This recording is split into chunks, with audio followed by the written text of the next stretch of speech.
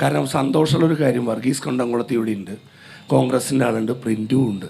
അപ്പോൾ എനിക്കിതിലൊരു ചോദ്യം രണ്ട് കോൺഗ്രസ്സുകാരോട് ചോദിക്കാനുള്ളത്, നിങ്ങൾ ഇപ്പോൾ ഒരു കഴിഞ്ഞ 2 ആഴ്ച മുമ്പ് നിങ്ങൾ എന്താ പറയുക കോർപ്പറേഷൻ മീറ്റിങ്ങിൽ 12 അജണ്ടകൾ തന്നില്ല, മിനിറ്റ്സ് തന്നില്ല എന്നിട്ട് കീറിക്കളഞ്ഞു. മുൻ മേയറായിരുന്ന മിസ്റ്റർ എന്താ അതിൻ്റെ പേര് പഴയ മേയർ രാജൻ പല്ലൻ, അദ്ദേഹം എഴുതിയിട്ട് അത് കീറിക്കളഞ്ഞ് പത്രക്കാരുടെ മുന്നിലും മീഡിയക്കാരുടെ മുമ്പിലും വലിയൊരു പ്രകടനം കാഴ്ചവെച്ചു. ഈ 12 മിനിറ്റ്സ് എന്ന് പറയുന്നത് കോർപ്പറേഷൻ കൗൺസിലിൻ്റെ മീറ്റിംഗ് കഴിഞ്ഞ് 48 മണിക്കൂറിനുള്ളിൽ തരണം.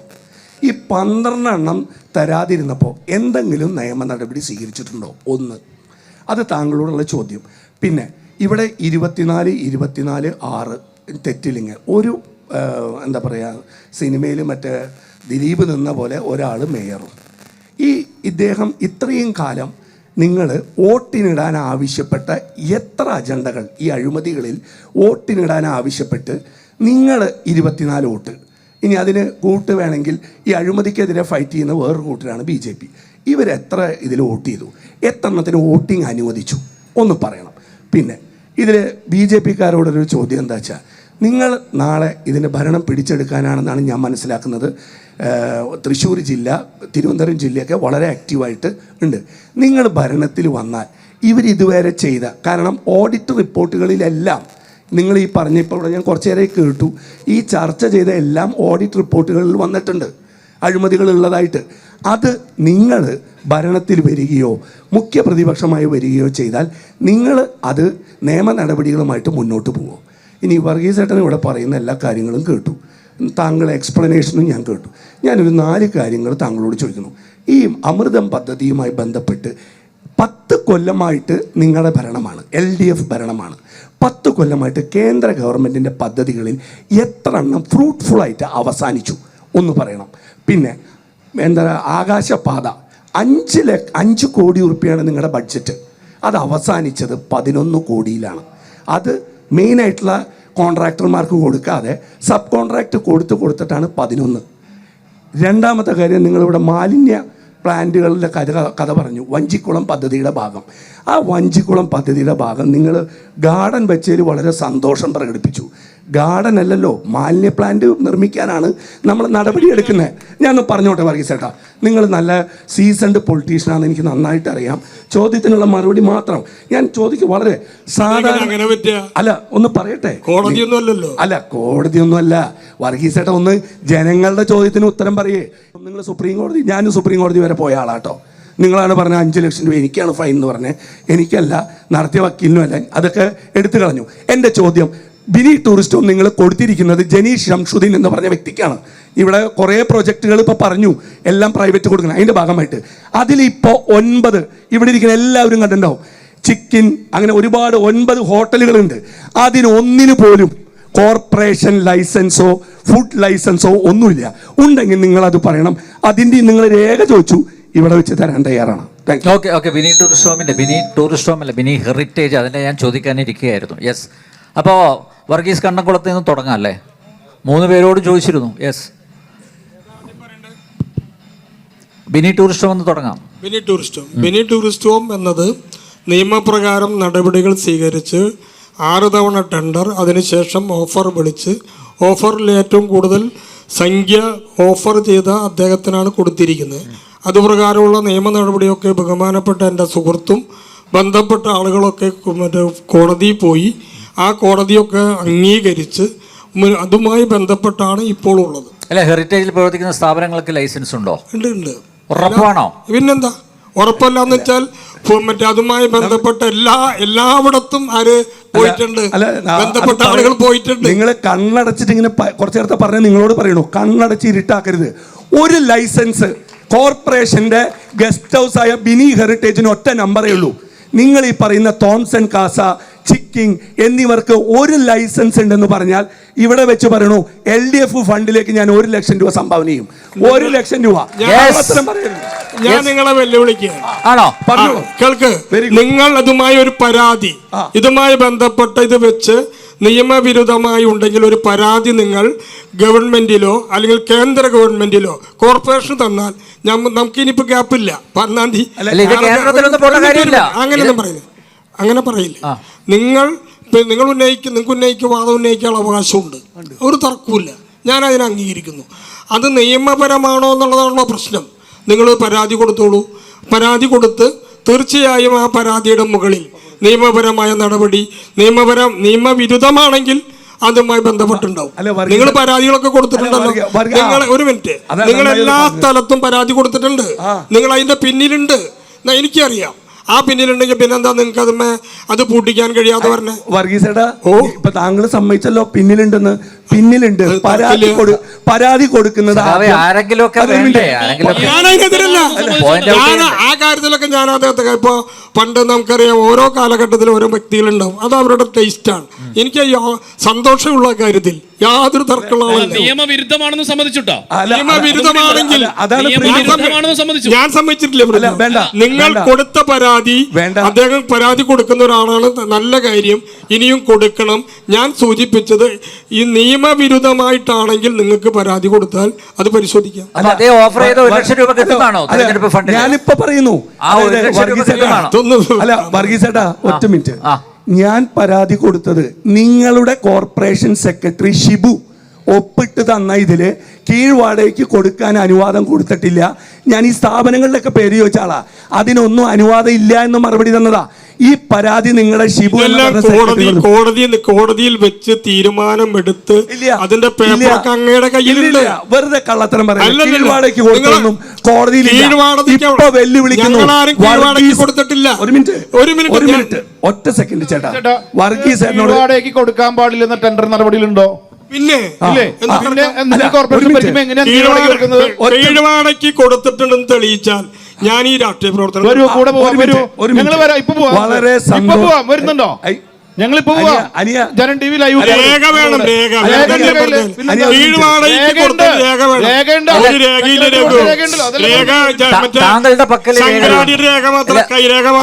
അപ്പൊ എനിക്ക് വർഗീസേട്ടനോട് പറയണത്, ഇപ്പൊ താങ്കളാണ് ശങ്കരാടിയുടെ കപ്പാസിറ്റിയിൽ നിൽക്കുന്നത്. കാരണം എന്താ അറിയോ? കോർപ്പറേഷൻ തന്നത് രേഖാപ്രകാരം കൊടുത്തിട്ടില്ല എന്ന് പറഞ്ഞിട്ട് അവിടെ ഇപ്പൊ നിങ്ങൾ ഓരോരുത്തരും ഒന്നും വേണ്ട, നിങ്ങൾക്ക് ഓരോരുത്തർക്കും പരിശോധിക്കാം. 9 സ്ഥാപനങ്ങളുണ്ട്. അത് നിങ്ങൾ പറയുന്നുണ്ടോ?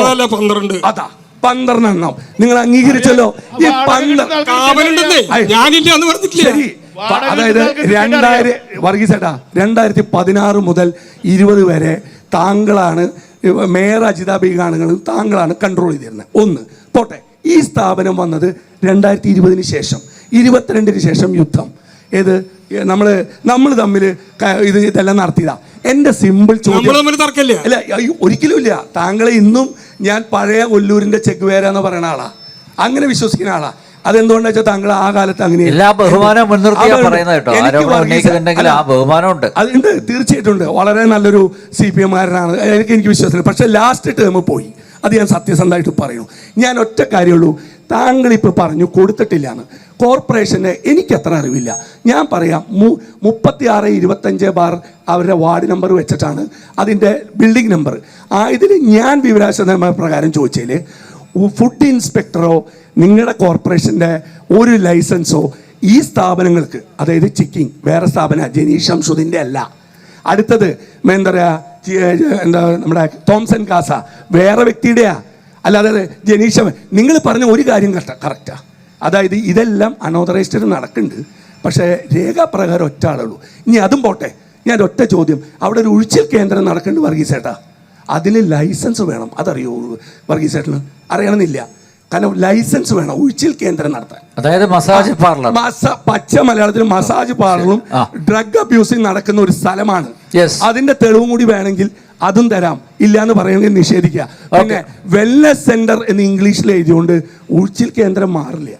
ഇപ്പൊ എല്ലാവരും ഇപ്പൊ നമ്മൾ പണ്ട് ബാർബർ ഷോപ്പായിരുന്നു, പക്ക സ്പായ. അതുപോലെയാണ് വെൽനസ് സെന്റർ എന്ന് പറഞ്ഞിട്ട് ഉഴിച്ചിൽ കേന്ദ്രം നടക്കണേ. വർഗീസേട്ടൻ തയ്യാറാണെങ്കിൽ ഞാൻ 3 പ്രാവശ്യം അവിടെ പരാതി കൊടുത്തതാ, ഇതിനൊന്നും ലൈസൻസ് ഇല്ലാന്ന്. നിങ്ങളുടെ അവിടെ നിന്ന് തന്നെ റിപ്ലൈ തന്നത്. അപ്പോൾ വർഗീസ് അത് കണ്ണടച്ചിട്ട് യെസ് യെസ് യെസ്. നടക്കുന്നില്ലാന്നേ. എന്തിനാ കണ്ണടക്കണേ? അവിടെ നിയമപ്രകാരമാണ് നിയമപ്രകാരമല്ലാത്തതിന് നിങ്ങൾ ധൈര്യമായി നിങ്ങളെല്ലാ നടപടിയും സ്വീകരിക്കുന്ന ഒരാളാണ് ഞാൻ. എനിക്കത് നിങ്ങളെ അപ്രീഷിയേറ്റ് ചെയ്യുന്ന ഒരാളാണ്. നിങ്ങൾക്കൊരു നിലപാടുണ്ട്. ആ നിലപാടുമായി നിങ്ങൾ സുപ്രീം കോടതി വരെ പോകുന്നതാണ്. നിങ്ങൾക്ക് ധൈര്യമായിട്ട് പോവാം, ഒരു തർക്കമില്ല. നിങ്ങളെ എല്ലാ ചോദ്യങ്ങൾക്കും ഉത്തരം പറഞ്ഞില്ല. ഓക്കെ, എന്നോട് ചോദിച്ച ചോദ്യത്തിന് ഉത്തരം പറയാം. കേൾക്ക് റൂട്ട് മാറിപ്പോയതുകൊണ്ടാണ് ബിനിയിലേക്ക് പോയത്. അദ്ദേഹം പറഞ്ഞുകൊണ്ടാണ്. ബിനി മാത്രമേ വന്നുള്ളൂ. അല്ലല്ല, അടുത്ത ചോദ്യം എന്താ പറഞ്ഞ? എന്തായിരുന്നു? വഞ്ചിക്കുളം അമൃതം പദ്ധതി വഞ്ചിക്കുളം 10 കൊല്ലമായിട്ട് നിങ്ങൾ എത്ര കോടി കേന്ദ്ര ഗവൺമെന്റിന് വന്നത്? കാരണം കേന്ദ്ര ഗവൺമെന്റിന് ഒരു നോംസ് ഉണ്ട്, കൃത്യമായൊരു നോംസ്. അത് പ്രകാരം പാലിച്ചാൽ മാത്രമേ ഫണ്ട് വരുള്ളൂ. ഇത് എത്തണം. അതിലാണ് BJP പ്രതിനിധി പറഞ്ഞ പോലെ സെക്രട്ടറി ഒപ്പിടാൻ വിസമ്മതിച്ച് അയാളെ ആദ്യം മലപ്പുറത്തേക്ക് ട്രാൻസ്ഫർ ചെയ്തു. ഇപ്പൊ അയാൾ ഖാദിയുടെ എന്തോതായിട്ട് തൃശ്ശൂർ വന്നിരിക്കുന്നു. വർഗീസേട്ടാ ചിരിച്ചുകൊണ്ട് ഇവിടെ ഇരിക്കുന്ന കുറച്ച് പേർക്ക് അറിയില്ല എന്ന് വിചാരിക്കണം. അറിയണവർക്ക്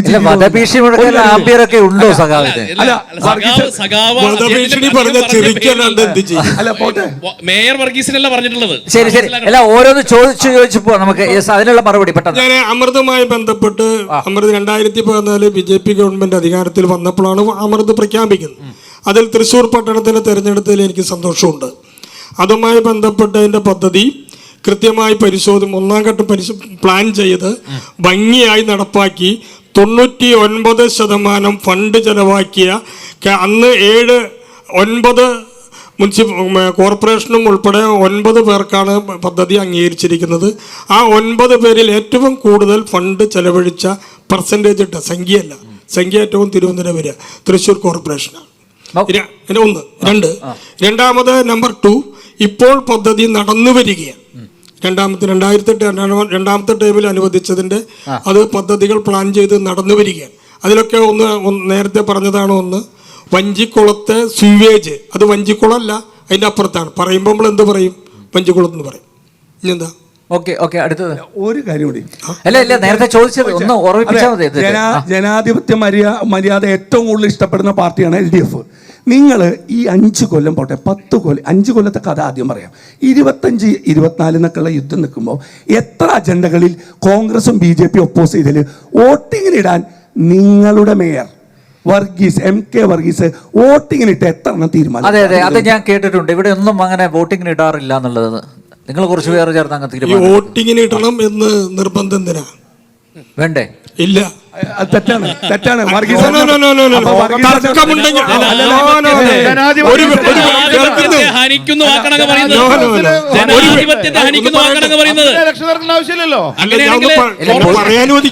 അതെ വർഗീസേട്ടാ, ഒറ്റ കാര്യം, വോട്ടിങ്ങിനിടാൻ 3 പേര് ആവശ്യപ്പെട്ട മുനിസിപ്പൽ ആക്ട് പ്രകാരം മതി. അപ്പൊ കറക്റ്റ്, ഇതേ ഒരാൾ ആവശ്യപ്പെട്ടാൽ മതി. ആരും ആവശ്യപ്പെടാറില്ലേ? ഒരു മിനിറ്റ്. കോൺഗ്രസും BJP 6 കോൺഗ്രസ് 24 ചോദിച്ചതിൽ നിങ്ങളുടെ അംഗങ്ങളായ ഇന്ന് പേര് പറയാം, മിസ്റ്റർ പോളി മറ്റേ ഒല്ലൂരിൽ നിന്നുള്ള ആള്, അതുപോലെ ഇപ്പൊ പാർട്ടി മാറിപ്പോയ ബീന മുരളി, അതുപോലെ ഇപ്പൊ BJP സ്വതന്ത്ര സ്ഥാനാർത്ഥിയായ ഷീബ ബാബു, നിങ്ങളെ 3 പേരടങ്ങുന്നവരടക്കം എഴുതി ഡിസെന്റ് കൊടുത്ത് വോട്ടിനിടണമെന്ന് ആവശ്യപ്പെട്ടതിൽ എത്ര എണ്ണം അതെങ്കിലും ഒന്ന് സത്യസന്ധത പറഞ്ഞോട്ടെ വക്കീലെ. വക്കീലായ ആക്ട് ഒന്ന് കൃത്യമായിട്ട് വായിച്ചത് മനസ്സിലാവും. ഒരു കൗൺസിലർ ഒരു വിഷയം ചർച്ച ചെയ്ത് തീരുമാനമെടുക്കുന്ന ഘട്ടത്തിൽ അദ്ദേഹത്തിന് എടുക്കാൻ പോകുന്ന തീരുമാനത്തിൽ തർക്കമുണ്ട്, അല്ലെങ്കിൽ അതെന്ത് ചെയ്യണം, വോട്ടിനിട്ട് തീരുമാനിക്കണം എന്ന് പറയാൻ അവകാശമുണ്ട്, അധികാരമുണ്ട്. നിഷേധിക്കാൻ ഒരാൾക്കും കഴിയില്ല. അതുകൊണ്ടല്ലേ ഡിസെന്റ് വേറെ. ഡിസെന്റ് എന്ന് പറഞ്ഞാൽ അതിന് ശേഷം വരുന്നൊരു കാര്യമാണ്, മറ്റത് പ്രസന്റായി നടക്കുന്ന ഒരു കാര്യമാണ്. അങ്ങനെ വന്നാൽ ആ വിഷയത്തിൽ ക്ലാരിറ്റിയുമായി ആശയവിനിമയം നടത്താനും ധാരണയിലെത്താനും മേയർക്ക് അവകാശമുണ്ട്, ശേഷിയുണ്ട്, ഇടപെടും. നിക്ക് ആ വിഷയത്തിൽ വോട്ടിന്മ നിർബന്ധിച്ചു എന്ന് ധരിക്കുക പറ്റില്ല. പൊളിറ്റിക്സ് അല്ലേ. വോട്ടിനിടണം എന്ന് പറഞ്ഞാൽ മേയർക്ക് എന്ത് അധികാരമുണ്ട്? തൽക്കാലം ഇത് തീരുമാനിക്കുന്നില്ല, ഇതെന്ത് ചെയ്യുന്നു, മാറ്റിവെക്കുന്നു. അടുത്ത കൗൺസിലിലേക്ക് കേൾക്കുന്നേ. അടുത്ത കൗൺസിലിലോ പിന്നത്തെ കൗൺസിലിലോ ഏത് കൗൺസിൽ വരുമ്പോഴും നിങ്ങൾ ഉന്നയിക്കുന്ന കൗൺസിലർമാർക്ക് ഈ പ്രശ്നം ഉന്നയിക്കാം. അവരാരും എന്ത് ചെയ്യുന്നില്ല, അവരാരും ഇത് ഇത് സ്റ്റേ മറ്റേ കൃത്യമായി ഇത് നിർബന്ധപൂർവം വോട്ടിനിട്ട് ഞങ്ങൾ അടങ്ങൂ എന്ന വാശി പിടിക്കുന്നില്ല. ആദ്യത്തെ ഘട്ടത്തിലോ രണ്ടാമത്തെ ഘട്ടത്തിലോ അവരുമായി സംസാരിച്ച് ധാരണയുണ്ടാക്കി പാസ്സാക്കുന്നു. അല്ല അത് കറക്റ്റ് താങ്കൾ പറഞ്ഞു. ശരിയാണോ ഇത്? അല്ല താങ്കൾ പന്ത് അങ്ങോട്ട് തട്ടി. അതിലൊറ്റ കാര്യം എനിക്കറിയാമല്ലോ, നിങ്ങൾ മിനിറ്റ്സ് എഴുതുമ്പോൾ എങ്ങനെയാണ് പിന്നെ ഈ ധാരണയിലെത്തിയ കഥയൊന്നും എഴുതാറില്ല. ഞാൻ എല്ലാ മിനിറ്റ്സും നിങ്ങളുടെ ഇപ്പൊ ഈ 12 എണ്ണം പത്രത്തിൽ കണ്ടപ്പോൾ അപേക്ഷ കൊടുത്തവനാ. ഒറ്റ വാചകമുള്ളൂ, വളരെ കൃത്യമാണ്. പ്രമോദ് വക്കീൽ പറഞ്ഞ ആ ചോദ്യത്തിന് ഉത്തരം വളരെ സിമ്പിളാണ്. കാരണം ഏറ്റവും കൂടുതൽ UDF സമരം ചെയ്തിട്ടുള്ളതാണ് ഈ ഇടതുപക്ഷ ഭരണത്തിനെതിരായി. കോർപ്പറേഷനിൽ നിരന്തര സമരം. ഈ തെരഞ്ഞെടുപ്പ് പ്രഖ്യാപിച്ചു കഴിഞ്ഞിട്ടും ചട്ടവിരുദ്ധമായി യോഗം ചേർന്നപ്പോൾ മേയറെ കസേര ഞങ്ങൾ വലിച്ച് പുറത്തിട്ടു. ഇതിൽ കൂടുതൽ എന്താണ് ചെയ്യാനുള്ളത് ഒരു പ്രതിപക്ഷത്തിന്? പ്രതിപക്ഷം ഏറ്റവും ആക്റ്റീവായിട്ട് ചെയ്തിട്ടുണ്ട്. എത്രയോ തവണ ആക്റ്റീവായിട്ട് ഇടപെട്ടിട്ടുണ്ട്. പക്ഷെ എന്നെ തല്ലണ്ട മാവ, ഞാൻ നേരെയാവില്ല. അഴിമതിക്ക് വേണ്ടിയാണ് ഓരോ പദ്ധതിയും. അഴിമതി നടത്താൻ, അഴിമതിയുടെയും കെടുകാര്യസ്ഥതയുടെയും പര്യായമായി മാറിയ ആ കോർപ്പറേഷനെ ഇനി നേരെയാക്കാൻ കഴിയില്ല. ഇനി നേരെയാക്കണമെങ്കിൽ അവിടെ UDF ഭരണം, ഈ കോർപ്പറേഷനിൽ ഭരണം. അത് മാത്രമേ ഒരു മാർഗമുള്ളൂ.